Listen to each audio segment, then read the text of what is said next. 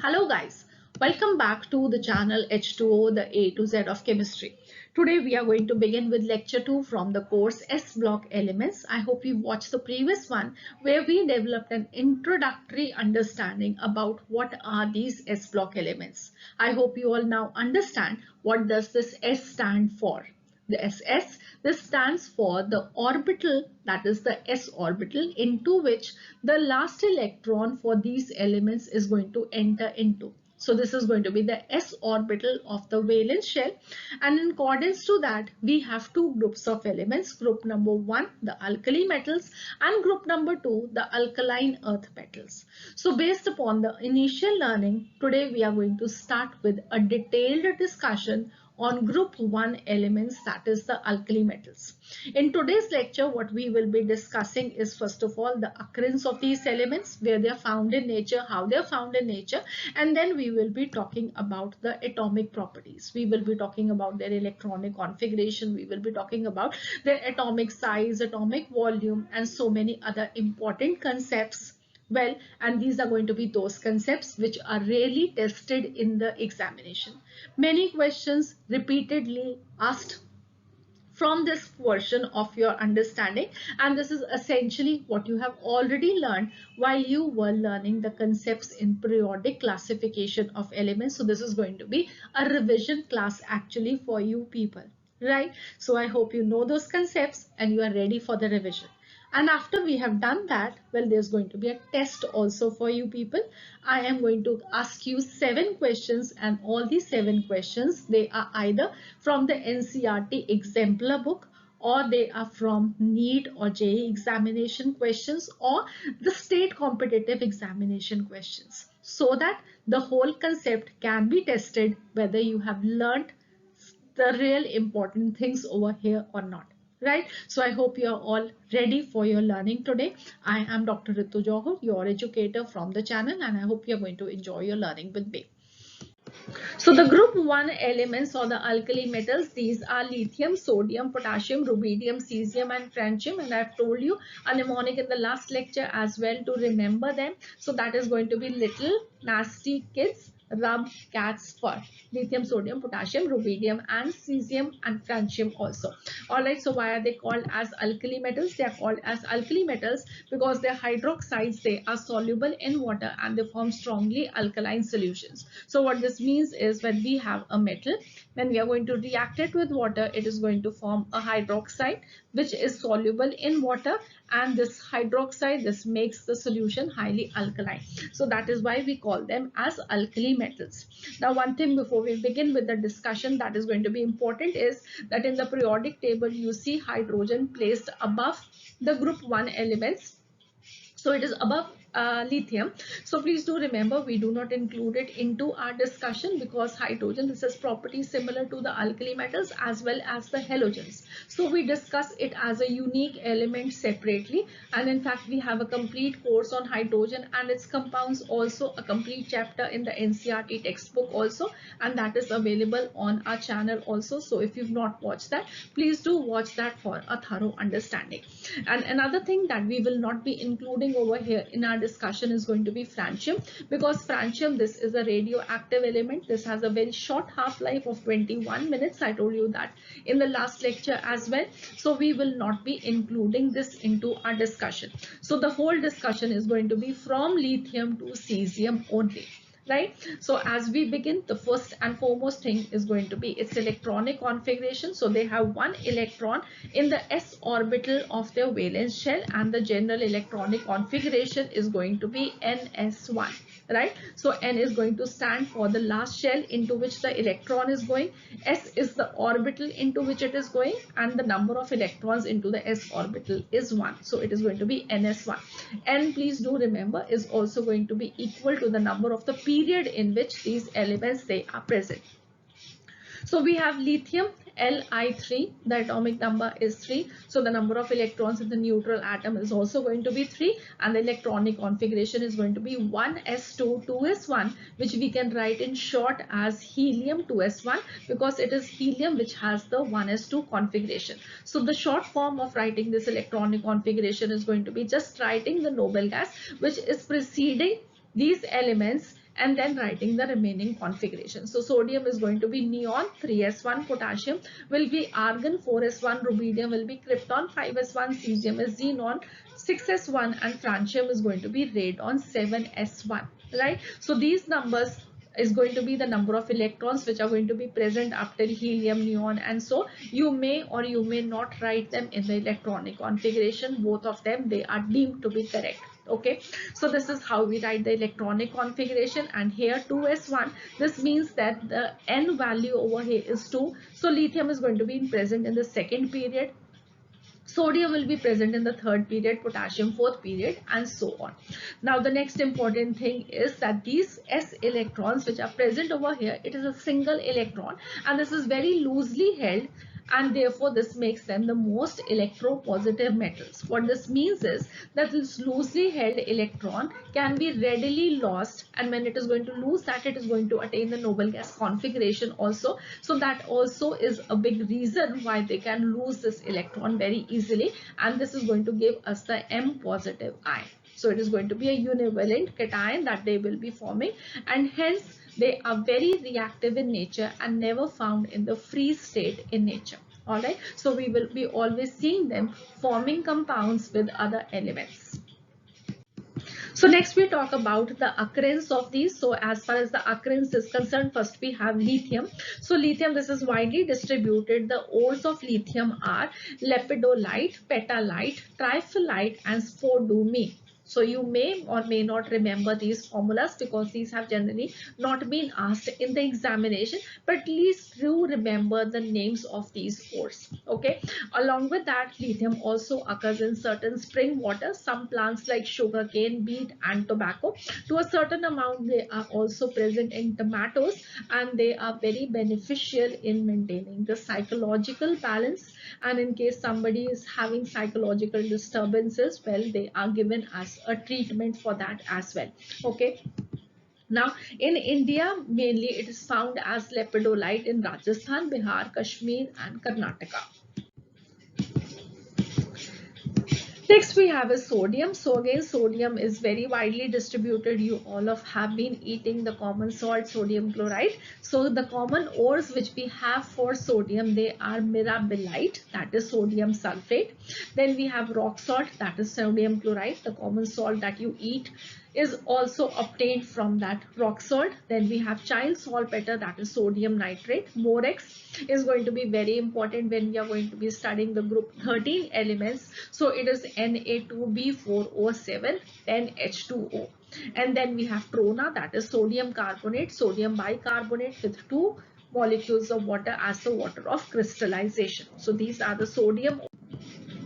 So next we have is potassium. So potassium is very reactive in nature and it exists in the combined form and widely distributed in various ores.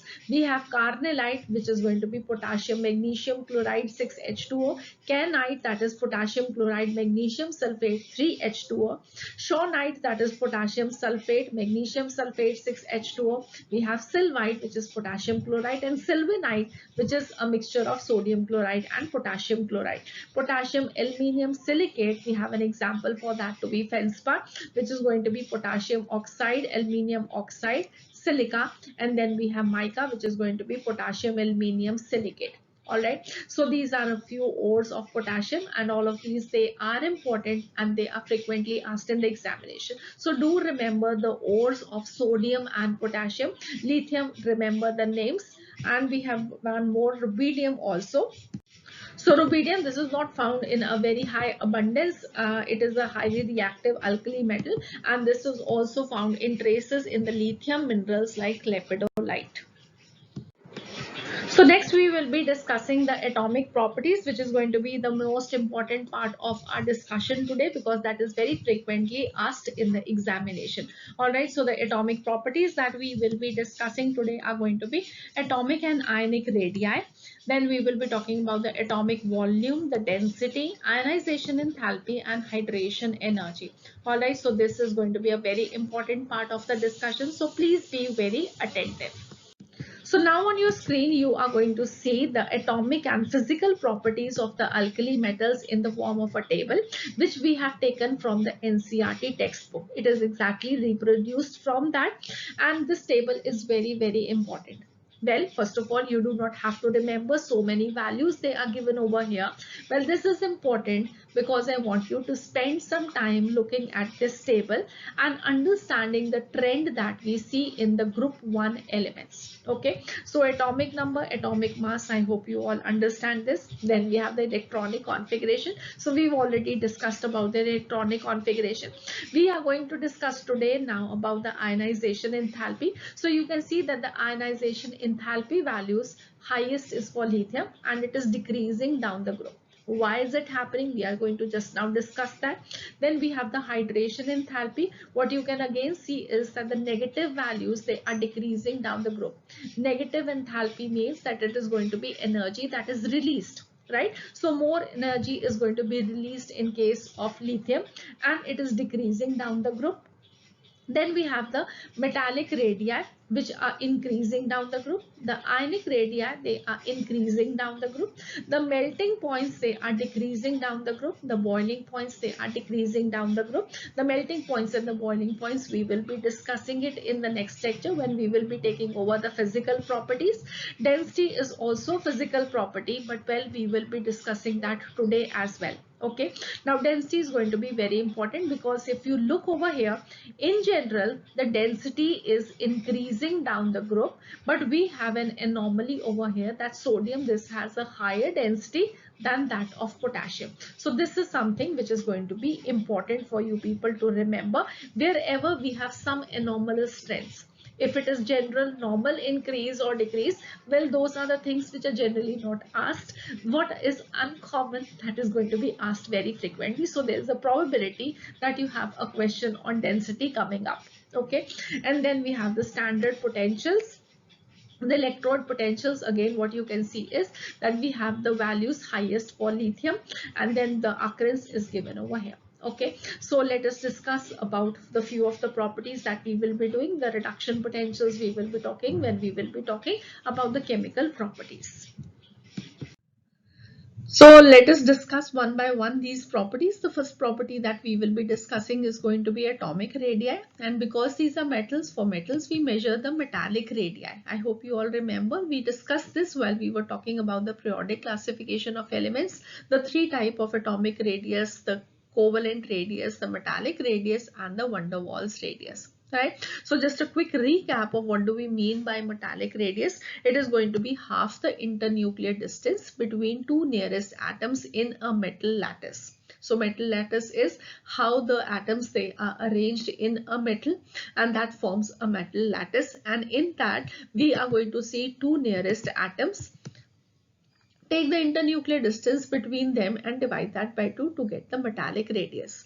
Now we have to learn the trends which we are going to see for the alkali metals. First of all, they will be having the largest atomic radii or largest atomic size in the respective periods. Why is this so? Because in a period what is happening is the atomic number is increasing, and which means that the nuclear charge is increasing. It is the effective nuclear charge, you can say, that is increasing, but there is no new shell that is being added. So therefore, the nucleus is more powerful to pull the electrons towards itself, and the size keeps on decreasing as we move in a period. Okay, so they will be having the largest atomic size in their respective period. We are not including over here the noble gases, because noble gases we measure the van der Waals radius, and that is the largest of the three types of radii that we measure.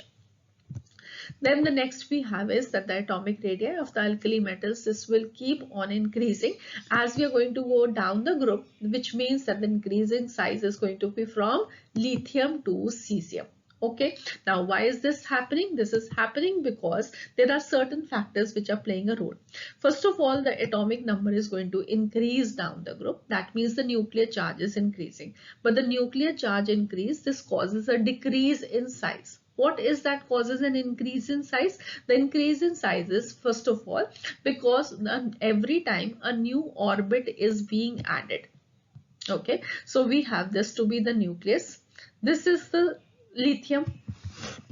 For example, okay, let us put one more shell over here. So if this is a shell for lithium, when we are going to have sodium, it is going to be one more shell. When it is going to be potassium, it is going to be one more shell, sorry. So as a result, what is happening is the size is going to increase because every time a new orbit is being added. Another important factor which plays a very important role over here is the screening effect. Now, what do we mean by screening effect? This is something again that we have already discussed in the periodic classification. I'm just revising those concepts with you. So we have the nucleus. This has to pull supposedly this electron inside. Okay, but when it is pulling the electrons inside, in between there are more shells present. As the number of shells is going to increase, the number of electrons in between the nucleus and this outer electron will keep on increasing, and this electron is negatively charged, this electron is also negatively charged, so they are going to repel each other. In fact, this electron is going to prevent the attractive pull of the nucleus towards this. Right? So as the number of shells keep on increasing, as the number of electrons in between the valence shell and the nucleus, they are increasing, the screening effect is increasing. The attraction of the nucleus towards the electron is decreasing, and the electrons, they move outwards. Right? So the screening effect and the added orbit, well, that is going to cause an increase in the size as we go down the group. So what do we conclude from here? We conclude from here that in the periodic table, the largest atom is going to be cesium. But if in the choice francium is also given to you, the largest is going to be francium. Okay, so this is what you have to remember, because as we are moving in a period, this is one which is going to be the largest in size. But when we are going to move down the group, well, the size is also increasing. So cesium is going to be the largest in size if francium is not included in the choices. If francium is included, you have to mark francium as the correct for the largest atomic size. Okay. The next we have is the ionic radii. So what do we mean by the ionic radii? Well, what we mean is that supposedly we have a lithium atom. Okay. So the lithium atom, it is going to be 1s2, 2s1. So what we will be having is 2 electrons here and 1 electron outside. Okay, so this is lithium, and if I have to make an ion from this, what I will be doing is I will be removing the 2s1 electron, and what I will be getting is a Li positive ion. Okay, and if we measure the radii for that, that is going to be called as the ionic radii. So now the trends for the ionic radii, they are going to be just similar to the trends that we have for the atomic radii. So that is going to be increasing down the group from lithium to cesium. So Li positive is going to be the smallest, and Cs positive, that is going to be the largest in the group 1 elements. Okay, now one important comparison that you have to make is for the M positive ion in comparison to the parent atom. What this means is we have to make a comparison of, supposedly we have lithium and lithium positive, which is going to be larger. What we are saying is that lithium atom is going to be larger than the lithium ion. What do we mean by that? Why is this happening? Well, this is happening because the number of protons remain the same in both. That is going to be 3. Okay, I'm just taking lithium as an example over here. So the number of protons in the ion is going to remain the same. The number of electrons get reduced because one electron has moved out. Okay, and after that one electron has moved out, it is the same number of positive charge attracting a lesser number of electrons. So the nuclear attraction towards the electrons is going to increase. First it was 3 protons attracting 3 electrons. Now it is 3 protons attracting only 2 electrons. This one is gone. Fine. And then also one very important thing in case of the alkali metals is when we are going to remove 1 electron, even the outer shell goes off because it had only 1 electron. So there was going to be a decrease in size because of even the loss of 1 shell of the electrons that is going to take place, and hence we have M to be greater than M positive. This is what you have to very importantly remember.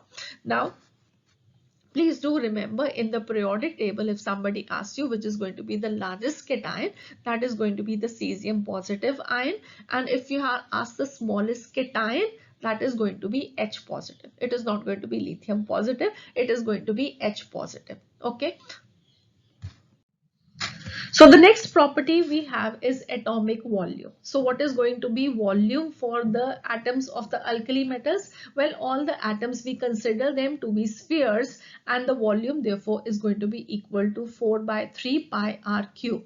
So volume, this is going to be directly proportional to the radii of the atoms. So the trends which we have seen for the atomic radii, they are going to be similar for the atomic volume as well.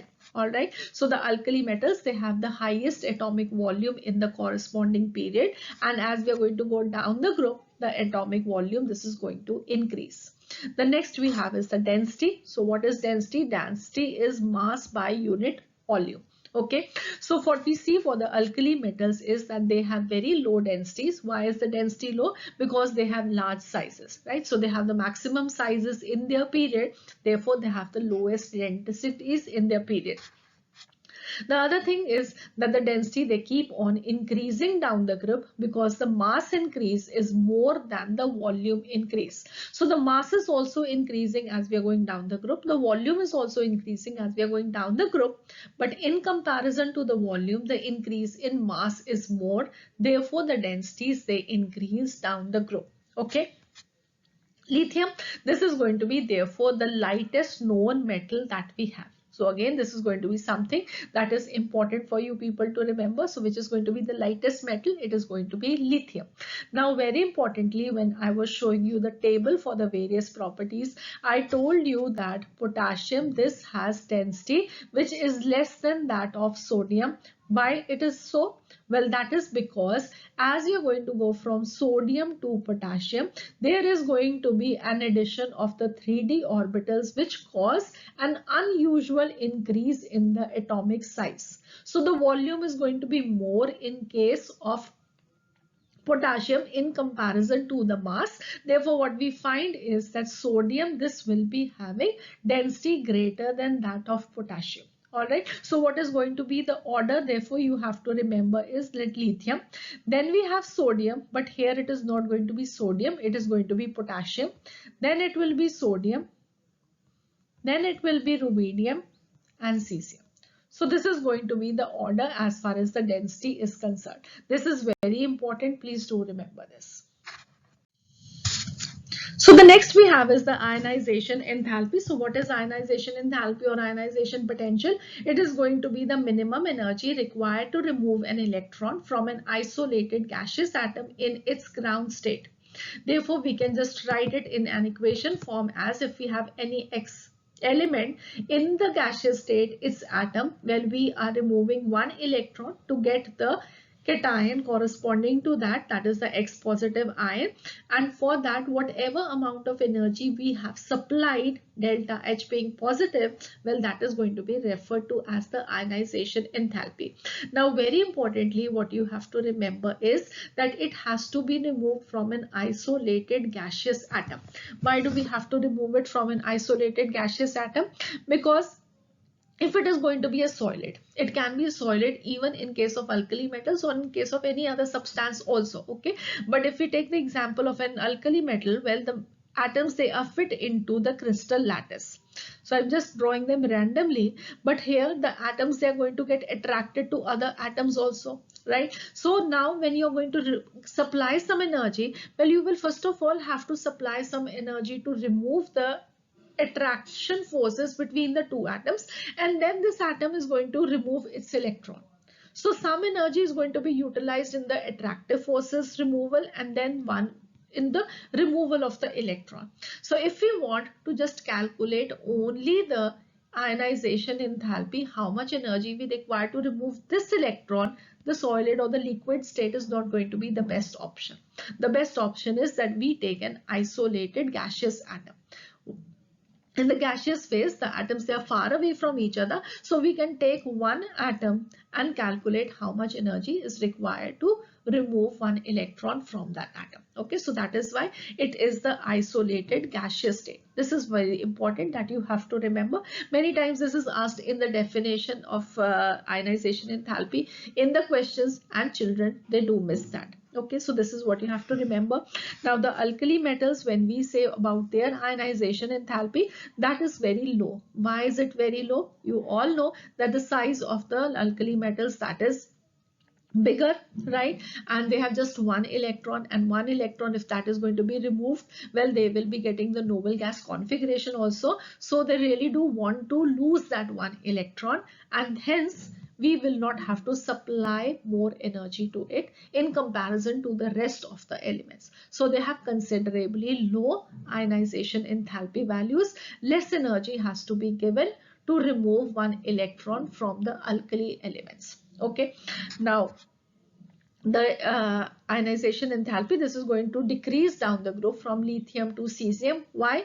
Because going from lithium to cesium, one thing that is increasing is the nuclear charge, and the other thing that is increasing is the atomic size. But it is the atomic size which is going to outweigh the increase in nuclear charge.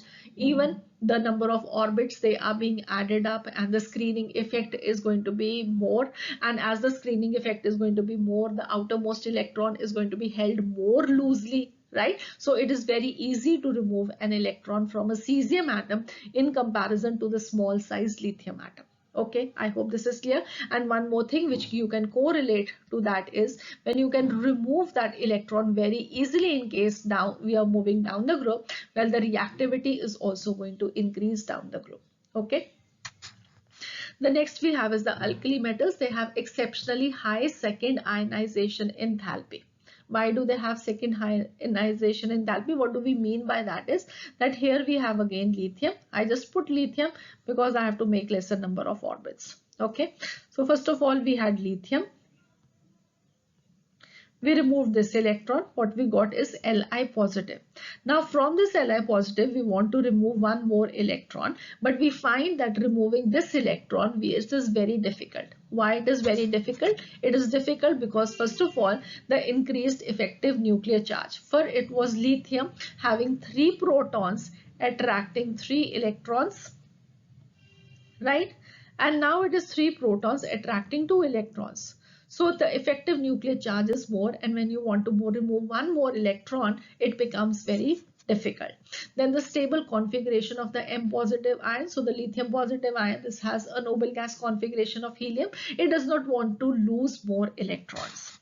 And the other thing is the small size of the M positive ion. So the size has also decreased because of the removal of one orbit. So these are the factors which cause an high second ionization enthalpy value for the alkali metals. So these are the important things that you have to remember in case of the ionization enthalpy. Next we have is the hydration enthalpy. So what is hydration enthalpy? This is the amount of energy released on dilution of 1 mole of gaseous ions. That means that we have X positive ion in the gaseous state. We add water to this. What we get is the X positive in the aqueous state now, and in the process some energy is being released that we call as the hydration enthalpy, and as energy is being released, so delta H is going to be negative. Now how do we understand this process? Let me explain you that with the help of a diagram. Well, I have already done this in my lectures on chemical bonding. There's a complete lecture available on hydration energy. I am going to explain you in brief over here as well, but if you want to have a thorough understanding of the concept, you can watch that lecture, please. All right, so what do we have is we have a sodium ion. So sodium ion, we are putting this in water. Okay, so we have sodium ion to be positively charged. We have water molecule to be having a net dipole value. What does this mean is that hydrogen, this is less electronegative than oxygen. So oxygen is going to pull the shared pair of electrons towards itself. Hydrogen will be getting a partial positive charge. Oxygen will be getting a partial negative charge. So this negatively charged oxygen gets attracted to the positively charged sodium ion. So what type of interaction this is? You have studied that in the course on states of matter. It is a ion dipole interaction. So an ion is getting attracted with a dipole. So ion dipole interaction, and as a result of this interaction, what you will be getting is something like this. Okay, so sodium ion, this has got surrounded by water molecules because of the interaction between Na positive and O partial negative charge. Fine. So what you can see over here is that the sodium ion, which was very small in size initially, now when we have put this in the aqueous state, what it has is it has increased its size. It has become a hydrated ion. Just remember this, that when we have put this in water, because of this ion dipole interaction, the size of the hydrated ion is much bigger. Okay, now the other thing is that when it has got hydrated, well, it is going to be releasing some energy. More is going to be the hydration, more is going to be the energy that will be released. That means more is going to be the hydration energy. Okay, so better is going to be the interaction between the ion and the water molecules. More is going to be the size of the hydrated ion. More is going to be the hydration. More is going to be the hydration energy. These are things that you have to remember. Okay, so what are the factors now on which this hydration energy is going to depend? Well, it is going to depend upon charge density. More is going to be the charge density, more is going to be hydration, more is going to be the hydration energy, more is going to be the size of the hydrated ion. Clear? What do we mean by charge density now? Charge density is the ratio of charge by size. More is going to be the charge on the ion. So just see that more is going to be the charge on the ion if you are going to compare a sodium ion with a calcium ion. Okay, so sodium ion will be having one positive charge, calcium ion will be having two positive charge. So charge is more, the attraction is going to be more. Very simple, I think, no difficulty in understanding it. And what is going to happen when the size is going to increase? When the size is going to increase, the hydration energy will decrease. Why it will increase? Because when the ion is larger in size, you know that the nucleus is present in the center. So the nucleus will not have that much of a good influence on the partial negative charge. Okay, so more is going to be the size of the ion, less will be the hydration energy, or smaller is the size of the ion, more is going to be the hydration energy, and more is going to be the charge on the ion, more is going to be the hydration energy. Clear, I hope, no problems. So as a result, what we can say is the hydration enthalpies of the alkali metals, they are going to decrease with increase in ionic size. So here we have lithium, sodium, potassium, rubidium and cesium ions. The charge on all of them, it is the same. So what is different in them is the size. And as the size increases, the hydration energy decreases. So best hydration is going to be of the lithium ion. Okay, and when the hydration is going to be more for the lithium ion, remember the hydrated ion, this will also have the largest size in case of all of these. Okay. So now the lithium has the maximum degree of hydration. So we see the lithium salts as mostly hydrated. For example, lithium chloride 2H2O. So lithium salts, they are maximum hydrated salts. Another very important thing that you have to remember over here is related to the hydrated ion size. Which is going to move more faster now? Can you tell me? Will it be the lithium positive ion or will it be the cesium positive ion? Which can move more fast in the aqueous solution? Well, the hydrated lithium ion, this has become very big in size. It is bigger even than the sodium ion. Right, so lithium ion will get more water molecules around it, so the size is going to be bigger over here. When it is going to be bigger, well, it is going to be more difficult to move. What this means is that the ionic mobility in the aqueous solution, this is going to be inversely proportional to hydration energy. All right, so if you are asked in the examination the order of ionic mobility, well, cesium positive will be having the maximum ionic mobility. Mobility, you can understand this as related to small size. When a size is small, well, you can very easily move. For example, there is a heavy rush on the road and it is a small child who can just pass in between and go forward, whereas a big bulky person, he is going to find it very difficult to cross the road. Fine. So similarly over here, well, in general we say that the lithium ion is the smallest, cesium ion is the largest, But in case of hydration, the lithium ion, this has become the biggest, and the cesium ion, this has become the smallest. So cesium ion, the hydrated cesium ion, this is going to have the maximum ionic mobility. Okay, and one more thing which you can remember over here, which has not been written down, is the conductivity. Now these ions, they can conduct electricity. So more is going to be the ionic mobility, more is going to be the conductivity also of the electric charge by them. So the conductivity order is also going to be just the same only. Okay, so this is also what you can remember. So now let us see how much you have gained from this lecture. I'm going to give you a few lecture review questions. All the questions, the topics we have already discussed, and I would want the answers from you people, and the answers you will have to put down in the comment section. Only then I will be giving you the correct answers. Also, I will be putting up a separate lecture on the previous year examination questions. So do subscribe to the channel so that you can have an understanding of all these questions also, if there is any doubt left. That will be also coming up very shortly. So the first question is, among alkali metals, cesium is the most reactive because its complete shell is nearest to the nucleus. It has a single electron in the valence shell. It is the heaviest alkali metal. The outermost electron is more loosely bound than the outermost orbit of any other alkali metals. And this is a question which was asked for the Karnataka Combined Entrance Test 2006. Question number 2, the order of decreasing ionization enthalpy in alkali metals is, and the order is given over here, and this is the NCERT exemplar book problem. So ionization enthalpy we've also discussed. Then we have the order of increasing density of the alkali metals. So I told you that the order of the densities is also very important for you people, and this was asked for the Kerala PMT examination 2011. The next we have is the order of the hydration enthalpy. So I hope you now understand this order as well. And this was a question very latest last year, JEE Mains April 2019 examination question. The next we have is on the ionic mobility. Now the ionic mobility of the following alkali metal ions is the lowest when aqueous solution of the salts are put under the electric field: potassium, rubidium, lithium and sodium. And this is NEET 2017 question.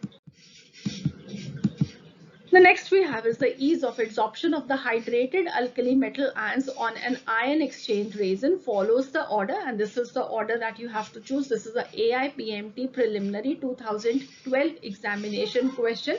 So this is going to be relating of the concept of the ion exchange resin process also, which you have learned in the course on hydrogen.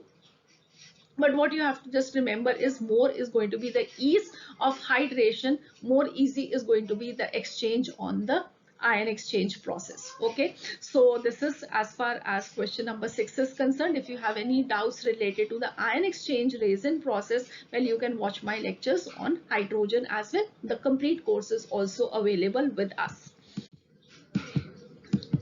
The next we have is the molar conductivities of lithium, potassium, sodium and rubidium ions. This is in the aqueous solution according to this order, and this was asked for the West Bengal JEE 2006. So I have taken the questions from various platforms so that you have a thorough understanding. There were many more questions which were similar to this kind, so I have not put those questions. Only the ones which I found different, I have put them for you people, so that you have an understanding that these are concepts which are really very important for you people. They have been asked repeatedly in the examination. All right. So before I conclude the lecture, there is one important thing. Have an edge section. I have put all the trends that we have discussed today in this section so that you can just write them down in a separate notebook, and when you are going to appear for your exam, this is going to be something that you should revise. All right, so what do we have? We have first of all the order for ionization energy, hydration energy and electronegativity also, that lithium is going to have the maximum ionization energy, maximum hydration energy and maximum electronegativity. Electronegativity also is going to decrease as we go down the group. All right, so these things, they are going to decrease as we go down the group. Then we have the density order, and I have already told you that potassium is going to have a density which is going to be less than sodium, and therefore this is going to be the order that we have for density. And then we have from lithium increasing values going up to cesium for atomic size, ionic size, atomic volume, ionic mobility and conductivity in solution. So please do write them down in a separate notebook, and before you go for your examinations, this is something that you should definitely revise. I will be doing it for everything that we will be putting up so that you can maintain a separate notebook, and then obviously that is going to be awesome for your preparation. So that would be all for this lecture. I am going to look forward to your answers so that I also get a feedback how much you have gained from this lecture. And the next lecture is going to be coming up soon. So please do subscribe to the channel so that you get the update for the next coming lecture very soon. See you again. Have a nice day. God bless you.